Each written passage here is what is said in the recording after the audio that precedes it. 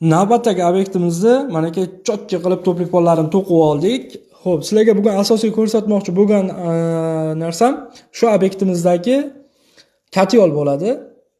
Xo'p, ungacha men sizlarga mana shu kollektorimiz haqida ma'lumot berib ketaman. Kollektorimiz 9 talik bo'ladi. Silivka, vozdux puskatillari qo'yilgan. Kollektorimizga mana ki suvni как положено yuborganmiz, tekshirganmiz, hammasini chotki qilib. Undan tashqari bu kollektorimizga ikkita kran qo'yganmiz. Chunki avariyli holatlarga bu kran juda ham kerak bo'ladi. Ikkalasini shunday yopib turib, bemalol kollektorimizni suv tomgan joylarini to'g'rilab olishimiz mumkin. Undan tashqari vozdux puskatil havo yig'ilib qolgan payti vozdux puskatil havoni chog'irib yuboradi.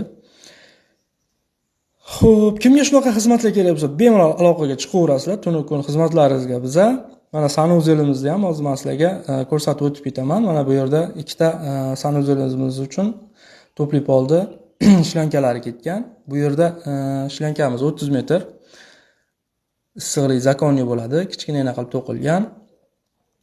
Xo'p, sizlarga asosiy ko'rsatayotgan narsam bu yerda katyoli bo'ladi. Katyolni ko'rib turib, "Vo" deb yuborishlaringiz aniq, chunki gidrostrelkamiz juda ham akkuratni chotki qilib montaj qilingan.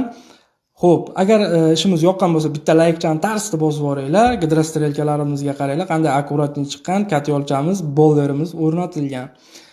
Menimcha, bunaqasi tarixda bo'lmagan, chunki juda akkuratni. Chunki o'zimga ham qilgan ishim juda ham yoqyapti.